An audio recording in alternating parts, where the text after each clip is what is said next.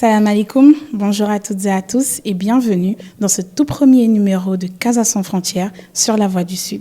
Casa sans frontières, c'est un espace d'échange, de dialogue et de partage. Ici aujourd'hui, nous allons explorer ensemble ce que signifie vivre, étudier et s'intégrer dans un tout nouveau milieu, dans une nouvelle culture, loin de chez soi. Et pour ce faire, nous allons faire un tour au Congo, précisément en République du Congo. Pour cela, j'ai l'honneur d'être aujourd'hui avec Madame Garnier. Madame Garnier, bonjour et merci de nous avoir ouvert les portes de votre maison. Bonjour à vous Jennifer et heureuse de vous accueillir encore aujourd'hui. Alors, tout le plaisir est pour nous. S'il vous plaît, pour commencer, je vais vous demander de vous présenter en quelques mots à nos auditeurs. Alors, je suis Solène Fanny Garnier, de nationalité congolaise, étudiante ici à Ziguinchor à ISM. Depuis 5 ans maintenant, j'ai obtenu ma licence en gestion des entreprises et en ce moment, j'ai à la fois un pied dans le monde séculier et un pied à l'école parce que je n'ai pas encore complètement terminé. Je suis en 2e année de master en ingénierie financière à ISM de Ziguinchor. Un très beau parcours. Mais dites-nous un peu, qu'est-ce qui vous a motivé à venir étudier à Ziguinchor? Pourquoi pas ailleurs? Pourquoi pas Dakar, la capitale? Alors déjà, il faut comprendre que Ziguinchor n'a pas été mon premier choix. Mon premier choix a été le Sénégal, oui, mais pas particulièrement Ziguinchor.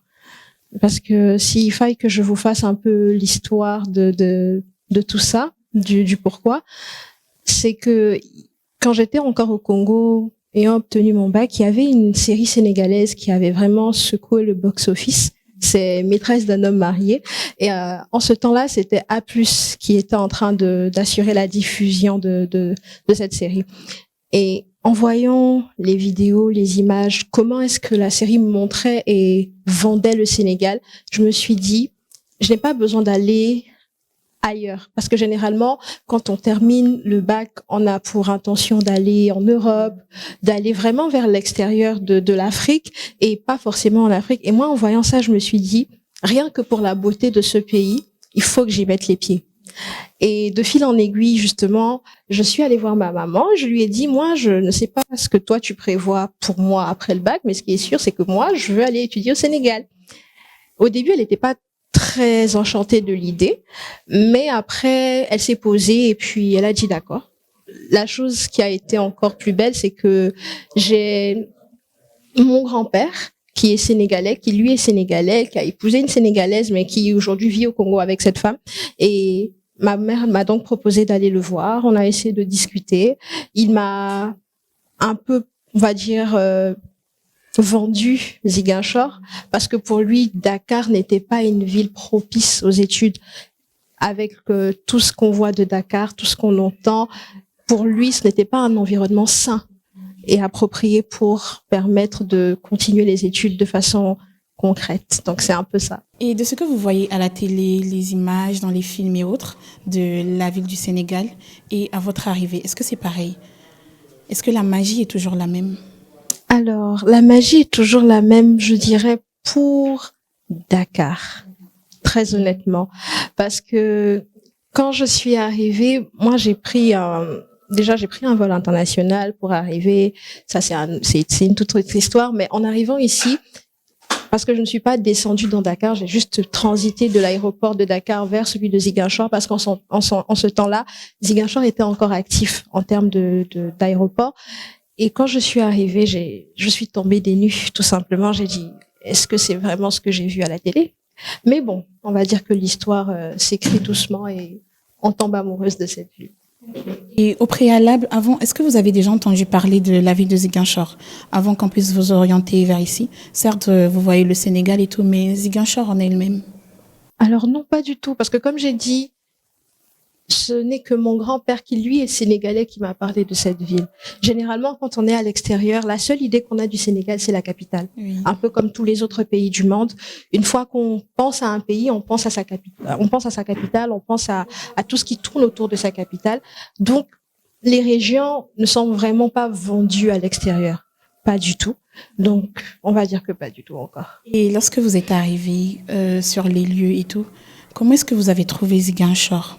Et déjà, lorsque on vous a dit que vous allez venir dans une région tout autre que Dakar, quelles étaient vos appréhensions vis-à-vis de cela? Pour la première question, quelle était ma réaction la première fois que j'ai posé les yeux à Ziguinchor? Je veux dire que j'étais stupéfaite. Et je pèse le mot, j'étais vraiment stupéfaite. Parce que je quitte une capitale. Brazzaville est une ville construite, peut-être pas comme Dakar, peut-être pas comme les autres pays de la sous-région ouest africaine, mais c'est une capitale construite avec énormément d'infrastructures. Et quand je descends de l'avion et que je pose mes yeux dans la ville, je me dis, où est-ce que je suis? Honnêtement, la première des choses à laquelle j'ai pensé, c'est, je suis au village. Très honnêtement. Très honnêtement. Et je me suis dit, bon, c'est pas grave. On va quand même donner une chance, voir ce que ça vaut. Et donc, ça me permet de rebondir sur votre seconde question qui était quelles étaient mes appréhensions. Principalement, je n'avais pas d'appréhension parce que je savais que si les parents avaient décidé que je vienne là, c'est qu'ils avaient vraiment jugé le pour et le contre. Ils avaient pris le temps de peser les choses pour s'assurer que ce soit le choix qui me convienne, même si je ne le comprenais pas tout de suite, mais je leur faisais confiance parce que c'était les parents et qu'ils avaient un peu plus de connaissances que moi je ne l'avais en ce temps-là. On quitte chez soi pour aller ailleurs. On sait tous que c'est toujours un moment fort, c'est toujours un chamboulement. Alors dites-nous un peu, racontez-nous, comment s'est passée votre arrivée à Ziguinchor? Alors, mon arrivée à Ziguinchor a été très tumultueuse parce que déjà, Léon dit tantôt, j'ai pris un vol international et c'est pratiquement 8 heures de vol. Je vous assure que voyager 8 heures, ce n'est vraiment pas facile. Oui, j'ai fait escale à Abidjan, justement. Si je dois vous conter l'histoire, c'est un peu... Déjà, il fallait se mettre à l'aéroport et je pense de mémoire, il fallait être à 8 heures. Ça veut dire qu'il faut se lever de chez soi à peu près vers 7 heures, 6h30, 7 heures pour ne pas justement être pris dans les embouteillages, pour ne pas exactement rater le vol. Donc, déjà là, c'est une grosse pression. On arrive à l'aéroport, il faut faire les formalités. Pour moi, ça n'a pas été difficile en soi de prendre l'avion parce que depuis toute petite, j'ai pris l'avion. Donc, j'ai grandi, on va dire, un peu entre 2-3 avions. Donc, pour moi, voyager n'était pas un problème en soi. Mais c'était vraiment juste le fait que pour la première fois, les parents qui étaient là à chaque fois que je prenais l'avion ne seraient pas là. Parce que à un certain moment, quand on fait les formalités et qu'il faut partir, les parents n'ont plus accès. On leur dit au revoir, on regarde au travers de la fenêtre de l'autre côté et en fait, on se dit, c'est là que ma vie commence. J'ai longtemps compté, je me suis longtemps appuyée sur eux et aujourd'hui, c'est vraiment un changement radical dans ma vie. Et donc, j'ai pris l'avion, je suis arrivée non pas à Dakar principalement, parce que j'ai fait escale à Abidjan et c'était en pleine période de Corona. Donc, laissez-moi vous dire que les contrôles étaient extraordinaires. Dites-nous en plus. Alors, déjà, je me souviens que quand on arrive, il faut faire une grande queue. On nous teste, on nous vérifie, il faut avoir les tests Covid, il faut s'assurer que tout est à jour, que les vaccins sont à jour, il faut s'assurer que rien ne manque. Une fois qu'on traverse le premier palier et qu'on arrive dans l'aéroport Houphouët-Boigny à Abidjan, on me fait passer le scanner et à ce moment-là, le scanner, il bip. Pourtant, je n'avais plus rien de métallique sur moi, mais je pense que c'était un bug informatique. Et à ce moment-là, quand je repasse pour la deuxième fois, le scanner, il bug encore. Et la dame qui me voit, elle me dit, mais madame, vous allez tout retirer. Vous retirez vos chaussures. Donc, j'avais des baskets en ce temps-là. J'étais irritée. J'étais vraiment irritée parce que c'était la première fois que dans un aéroport international, on me fasse retirer mes chaussures. Je suis habituée à ce qu'on on retire, je retire mon manteau, ma ceinture, les boucles d'oreilles, peut-être les bijoux si j'en porte. Mais que je retire mes chaussures, j'ai été irritée parce que je me dis, il y a énormément de passagers qui traversent cet aéroport. Je ne sais pas où est-ce qu'ils ont marché, je ne sais pas d'où est-ce qu'ils viennent. Il y a le Covid. J'étais irritée. Mais bon, on va dire que ça fait justement partie de la beauté du voyage. Et à ce moment-là, bon, sur le coup, c'est vrai que j'étais irritée, mais je ne l'ai pas montré parce qu'il faut quand même respecter la personne qui fait justement son travail. Et de fil en aiguille, ça va, on s'est expliqué. Elle a justement compris qu'après, c'était un bug de leur côté. D'accord. Elle m'a finalement laissé partir. Après 1h30 à l'aéroport d'Abidjan, on a repris un vol. On a changé de vol justement pour pouvoir venir vers le Sénégal. Et malgré tous ces tracas, le voyage s'est bien passé. Le voyage s'est bien passé. Ok, vous nous avez parlé tout à l'heure de y regarder si tout le monde avait pris ses vaccins et autres. Est-ce que vous aviez pris vos vaccins avant de venir? Oui, j'ai pris tous mes vaccins avant de venir. Oui, j'avais tout fait parce que en ce temps-là, ma maman, elle est très prévoyante. Donc, c'est le type de maman poule. Elle va vouloir protéger parce que déjà, nous, on n'a pas le même climat. Ici, vous êtes vraiment dans un climat désertique et chez nous, on a plutôt un climat tropical humide. Ce qui fait que la chaleur que vous avez, on l'a pas. Nous, s'il fait chaud, c'est que c'est 30 degrés, 32 degrés, 35 grand max. Mais ici, les températures montent jusqu'à 40, 45, quelquefois selon les saisons et ça a été quand même compliqué. Et lors de votre arrivée, qu'est-ce qui vous a le plus surpris, en bien ou en moins bien? Alors, en moins bien, je vais commencer par là, ça a été vraiment la ville en elle-même.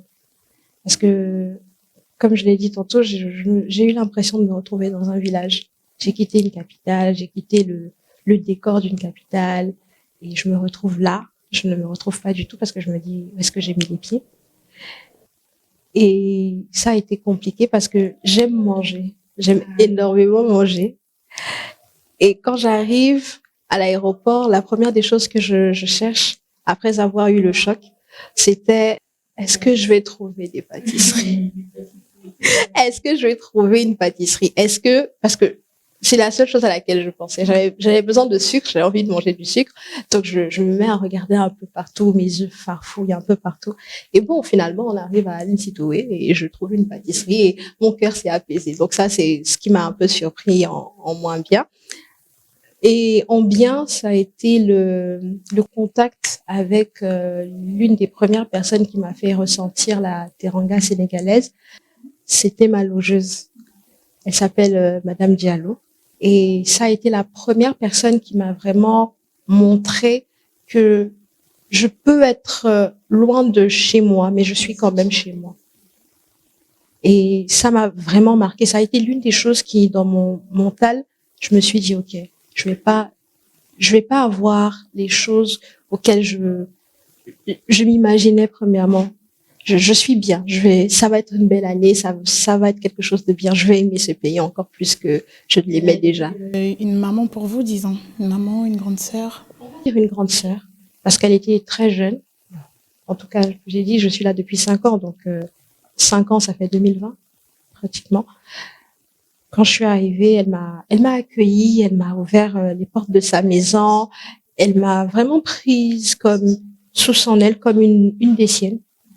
Et ça m'a vraiment fait chaud au cœur, tout simplement. Wow, c'est super. On la passe un coucou alors. Et puis, soyons honnêtes, les débuts ne sont pas toujours faciles. Alors, racontez-nous un peu, est-ce que vous avez rencontré des difficultés particulières dans vos débuts, les premiers jours à Ziguinchor? Difficultés particulières, je dirais oui et non. Je vais commencer par le non, parce que c'est ce qui semble le plus simple à expliquer. J'ai dit tantôt que j'ai été orientée par un membre de ma famille. Et ce membre de ma famille avait son fils ici, qui lui était en 3e année quand moi je suis arrivée en 1re année. Et ça a été facile parce que lui étant là, il avait déjà énormément de personnes qu'il connaissait. Et il vivait lui-même avec des Sénégalais, un monsieur avec sa femme, un autre professeur également. Donc, je n'ai pas vraiment eu de problème particulier de ce côté-là de contact avec certaines personnes d'un certain type d'environnement, en tout cas proches des personnes qui étaient également proches de moi. Mais d'un autre côté, le second plus gros problème, à mon avis, ça a vraiment été la barrière de la langue. Parce que je me souviens que quand je quittais le milieu des personnes qui me connaissaient, qui savaient que j'étais étrangère, chaque fois que je mettais les pieds dehors et que je dis je parle pas Wolof, on me dit non, t'es au Sénégal, il faut que tu parles Wolof. Et ça a été une très grande frustration. Pourquoi? Je viens d'arriver. Je n'ai pas encore pris le temps d'avoir mes marques. Je n'ai pas encore pris le temps de me rendre compte que c'est ma réalité. Donc, être harcelé, bon, je vais dire ça comme ça, parce que je conçois le fait de vraiment parler la langue parce que ça permet une meilleure intégration. Mais c'est difficile, surtout quand on vient d'arriver, parce que on connaît pas forcément grand monde qui puisse nous parler Wolof. Et même si j'avais des personnes autour de moi qui, elles, parlaient Wolof, par, on va dire, par sympathie pour moi, elles me parlaient français pour que je me sente beaucoup plus à l'aise dans cet environnement-là. Donc, j'avais pas vraiment d'interaction avec des personnes qui parlaient Wolof. Et donc, me retrouver des fois dehors à entendre, ah non, mais on est au Sénégal, hein, faut parler Wolof, hein. Ah non, mais c'est une très grande frustration. Je pense qu'ils le demandent, c'est plus peut-être pour vous intégrer, mais souvent les gens ne prennent pas conscience qu'on vient d'arriver et apprendre une langue, ce n'est pas si facile que ça. Donc, il faut quand même du temps. Mais au jour d'aujourd'hui, ça fait quand même déjà bientôt 5 ans que vous êtes là. Est-ce que vous parlez, bon, je ne vais pas dire parler, mais est-ce que vous comprenez déjà des petits mots? Oui, comprendre les petits mots de tous les jours, bien sûr. Lesquels, par exemple? Alors, Niatala, pour demander le prix, par exemple. Il y a No to do, par exemple, si tu veux demander à la personne comment elle s'appelle. Oui. Et voilà. Ce sont des petits mots, mais je ne vais pas dire que je parle Wolof. Non, pas du tout. Mais est-ce que vous pouvez entretenir une conversation en Wolof? Vous pensez que vous pourrez? Même si vous ne répondez pas en Wolof, mais si quelqu'un vous parle un tout petit peu et tout, vous pensez que vous arriverez à la comprendre? Oui. En termes de compréhension, oui. Mais le langage n'est pas encore là en lui-même parce que parler une langue, c'est pas seulement dire les mots, c'est vraiment vivre la langue. C'est transmettre ce que la langue est réellement. Et je ne suis pas encore arrivée à ce niveau. Dites-nous, vous n'avez pas une anecdote de vos premiers jours à Ziguinchor? Une anecdote de mes premiers jours. Alors, bon, je vais peut-être prendre mon école, oui, parce que la première fois où je suis arrivée à l'école, la rentrée officielle, on s'est retrouvés dans les couloirs avec des étudiants. En ce temps-là, on se connaissait pas vraiment, mais c'était mon premier contact direct, en tout cas, avec les étudiants de ma classe. Et à un moment, il y a quelqu'un qui est passé, qui a salué. Et après, les filles autour de moi, parce que c'était des filles, elles ont répondu à la dame à ce moment-là, Nyongifi, je pense, c'est ça qu'on dit. Donc, on va bien. Et moi, à ce moment-là, tellement j'avais apprécié la prononciation, je leur ai demandé, ah, mais qu'est-ce que ça veut dire? Au moins que je garde, que ce soit mon premier mot, que je comprenne. Peut-être la prochaine fois, je pourrais dire ça au cours d'une conversation. Donc ça a vraiment été ma première anecdote. D'accord, super alors, chers téléspectateurs, vous qui nous suivez, qui venez de nous rejoindre, vous êtes sur La Voix du Sud, en train de visionner Casa sans frontières. Aujourd'hui, accompagnée de Madame Garnier-Solène, une jeune étudiante étrangère congolaise, venue aujourd'hui pour nous raconter son parcours et ses défis. Alors, entrons maintenant dans le cœur de notre sujet. Votre vie d'étudiante ici à Ziguinchor. Est-ce que vous pouvez nous dire comment se passe, comment est-ce que vous pouvez la décrire, cette vie d'étudiante à Ziguinchor? Alors, ma vie d'étudiante, je vais la décrire en un seul mot, stressante. Très stressante, de par le fait que je suis dans une école où les programmes sont très durs. Et on va dire qu'ayant grandi avec les parents, je n'avais pas vraiment la capacité au tout début de pouvoir combiner école, rangement de la maison, organisation, parce que à un certain niveau, c'était les parents qui géraient pour moi. Je vais pas dire qu'ils géraient tout, mais la plus grande partie était faite par eux. Donc, quand on arrive et qu'il faille gérer tout ça en une fois, on se rend compte que c'est difficile.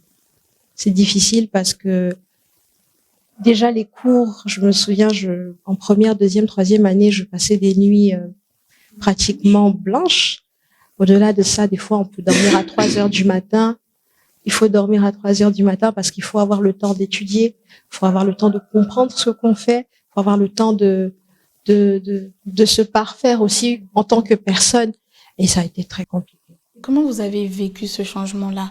Parce qu'on quitte de chez les parents, c'est tout le temps eux qui nous poussent, il faut se lever le matin, il faut faire certaines petites choses, mais également, ils sont là pour nous. On revient de l'école, on a à manger, on a un peu de tout.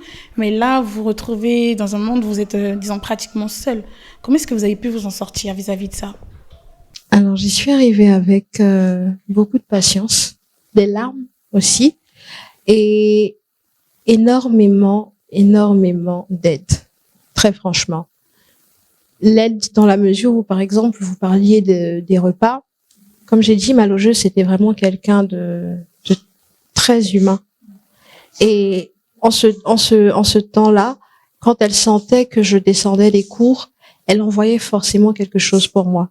Elle demandait aux personnes qui étaient autour d'elle dans sa maison, elle vient d'arriver, donnez-lui ça, qu'elle mange. Et des fois, elle m'appelait, elle me dit, j'ai fait à manger, je sais que tu connais pas, mais je sens que tu n'as pas cuisiné, que tu n'as pas la force de le faire. Écoute, je t'ai servi. Et ça a été comme ça pendant un très long moment pour me permettre de vraiment m'acclimater et de ne pas vraiment sentir cette pression, parce que ça a été très difficile.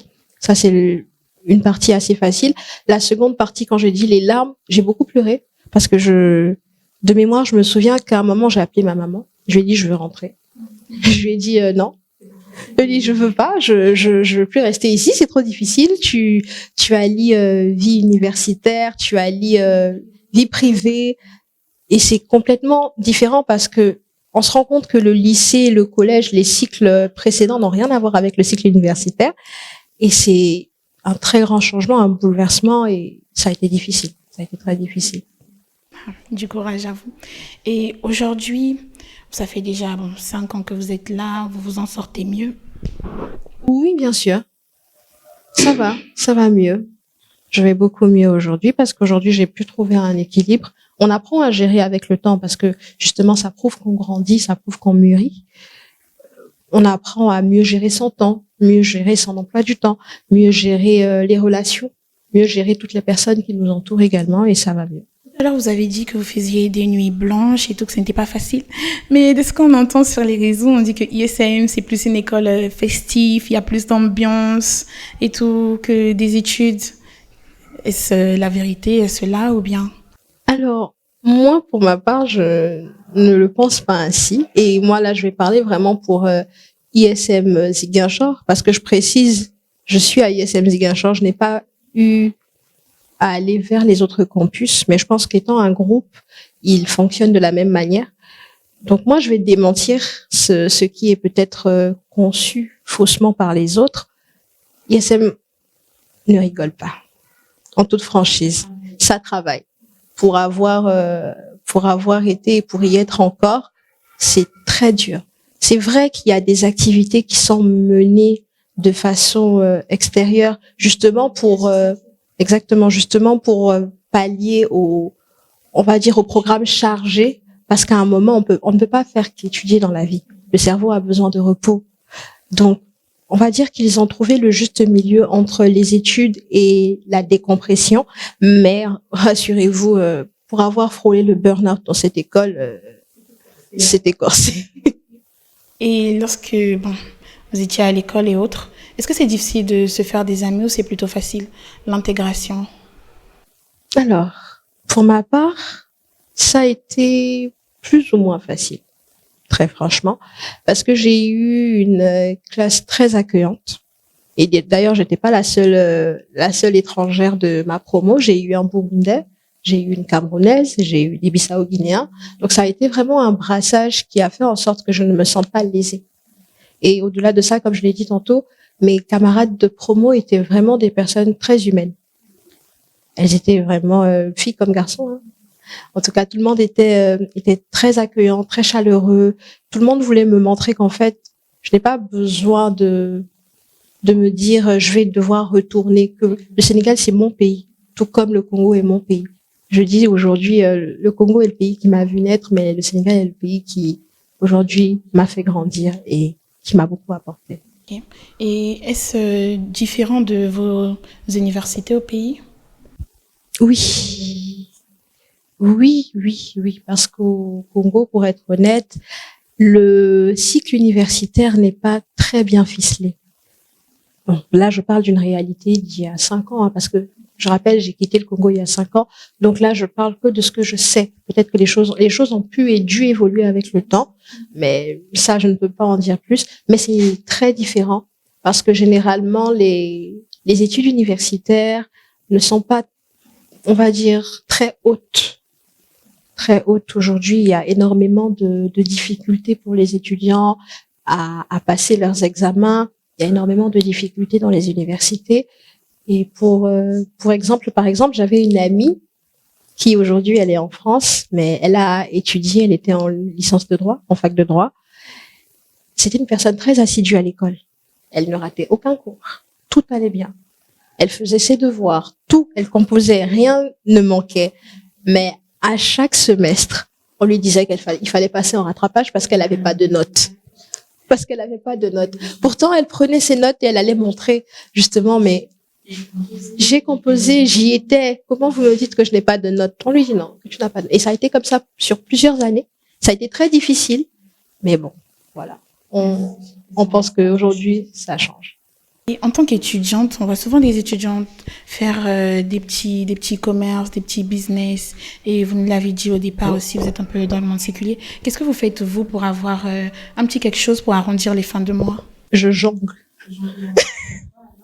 Je jongle entre un travail au niveau de l'Alliance française, mais j'ai également une activité connexe que j'exerce à temps partiel ou total selon les saisons. On va dire que je suis un peu dans la restauration, donc ça me permet de jongler. Quoi concrètement? Alors, tout ce que vous mangez d'habitude, mini pizza, fataya et tout ce qui suit. Mais la seule différence avec les autres, c'est vraiment la présentation que nous apportons aux produits. Généralement, quand vous faites livrer ce genre de repas, ce genre de plateau, vous l'avez sous forme de plateau, comme ceci par exemple, et après vous les recouvrez de film alimentaire. Mais nous les mettons dans on va dire des box, des box. Nous les mettons dans des box, ce qui fait que la surprise est 2 fois plus grande pour celui ou celle qui la reçoit. Exactement. La personne va s'attendre à recevoir un gâteau, mais en l'ouvrant, on va avoir toute autre chose. Et c'est quelque chose qui marque. Vous arrivez à vous en sortir là-dedans? Oui, le Seigneur fait grâce, ça va. Et au jour d'aujourd'hui, est-ce que vous avez pu faire de belles rencontres, une rencontre particulière depuis que vous êtes ici? Oui, bien sûr. Sénégalais, non sénégalais? Un mixte de tout. Il y a eu des Sénégalais, des non-Sénégalais, des personnes d'ailleurs, d'ici et de là. Et oui, on a fait de belles rencontres. C'est d'ailleurs le cas de ma logeuse. Je l'aime beaucoup, franchement. Je l'aime beaucoup parce que ça a été une personne qui m'a énormément marquée. Il y a également celle avec qui je travaille aujourd'hui. On va dire, oui, on a été ensemble. On a étudié ensemble. C'est ma camarade de promo et c'est une très belle personne aussi. Au-delà de ça, il y a plusieurs autres nationalités avec qui je suis en très bon contact et qui sont devenues de véritables amis. Comme quoi, quitter son pays et venir dans un nouveau pays, c'est toujours bien.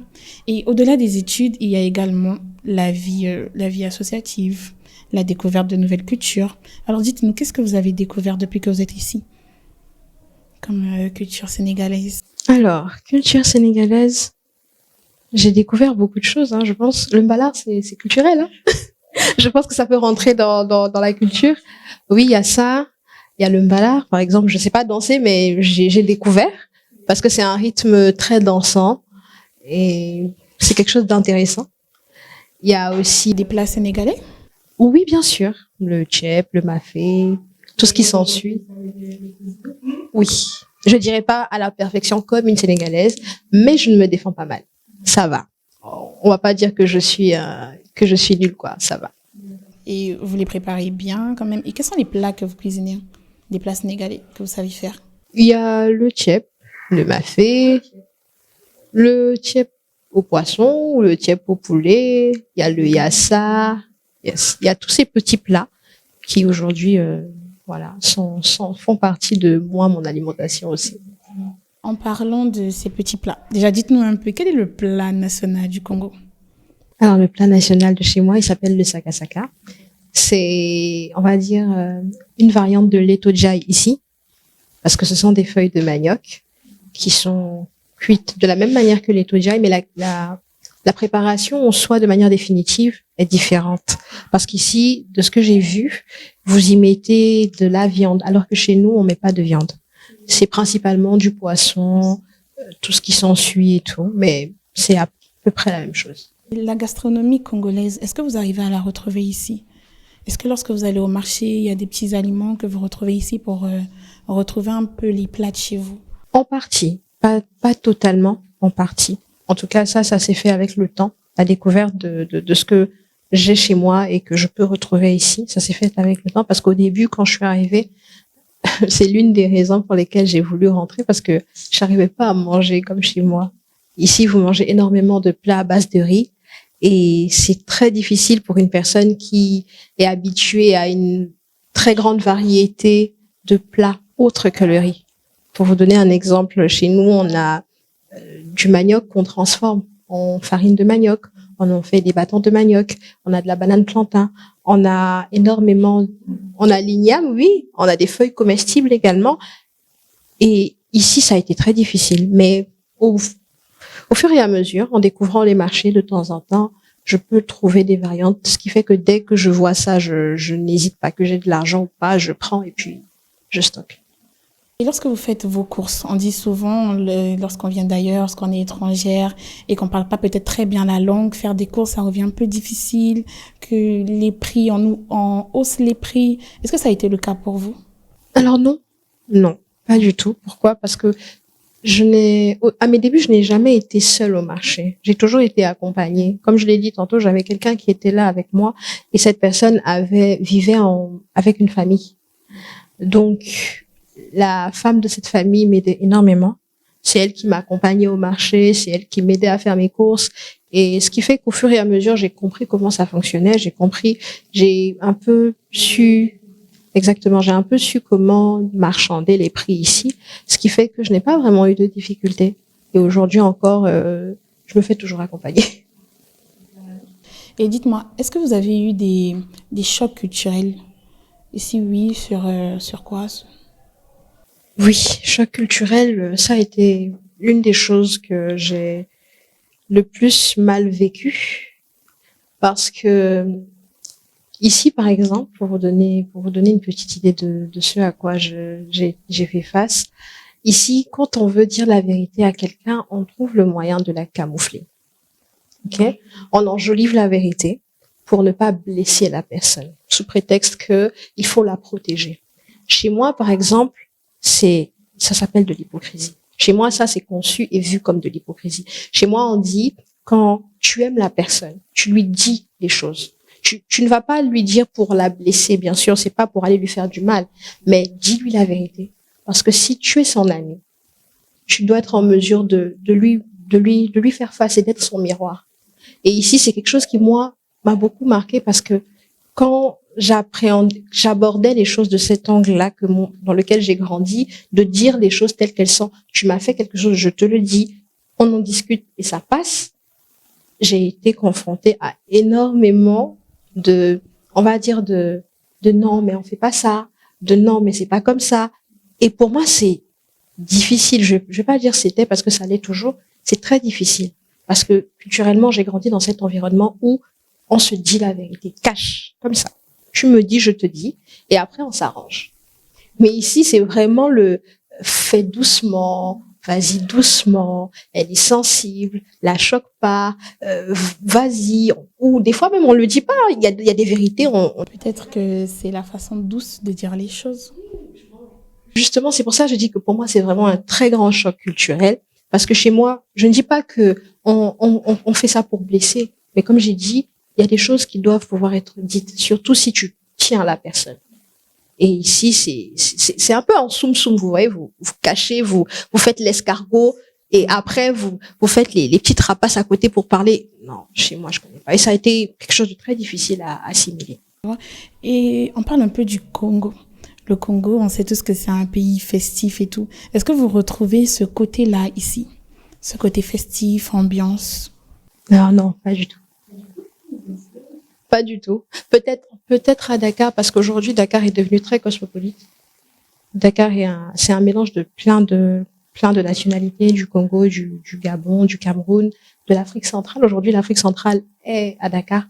Donc, oui, quand je suis à Dakar, avec tout ça peut-être, et un mélange aussi de Sénégalais, mais ici, je dirais non, parce que, vous savez, nous, on a une ambiance un peu plus différente que la vôtre, par exemple, un peu, parce que justement, c'est une culture différente.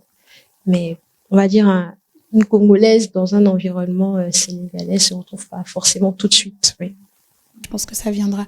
Et vous parlez un peu de Dakar. Est-ce que vous arrivez à faire ces navettes? Est-ce que, hormis Ziguinchor, il y a d'autres régions que vous avez pu découvrir? Est-ce que vous allez à Dakar aussi de temps en temps? Oui, j'ai fait d'autres régions. J'ai fait Mbour, j'ai fait Saint-Louis, j'ai fait Dakar elle-même, la région de Dakar elle-même. C'est fatigant. C'est très fatigant. Déjà, Dakar, il faut qu'on y aille régulièrement parce que, étant, on va dire, étrangère, il faut aller pour faire des cartes de résidence, il faut aller pour avoir nos papiers. C'est un peu compliqué, mais il le faut parce que sinon, après, on n'est pas en règle. Donc, c'est très important. Pour les autres régions, c'était vraiment en termes de découverte, je veux comprendre comment fonctionne le pays et voilà. Et à ce que je sache, lorsque vous allez à Dakar, il y a des frontières. Et comment ça se passe pour vous, traverser ces frontières-là? Alors, ça va. Ça va parce tant qu'on a son passeport, on peut facilement traverser. Donc, chez nous, on traverse avec le passeport. Étant étrangère, on peut pas, vu que je ne suis pas de la CEDEAO, je suis de la CEMAC, de la zone économique de l'Afrique centrale, je ne peux pas traverser avec, par exemple, ma carte consulaire. Je vais traverser avec mon passeport et ça va. C'est pas compliqué du tout. C'est bon. Pour nos téléspectateurs congolais, peut-être qui sont à Dakar, qui aimeraient venir à Ziguinchor, vous pouvez leur dire comment ça se passe un peu lors des frontières et autres.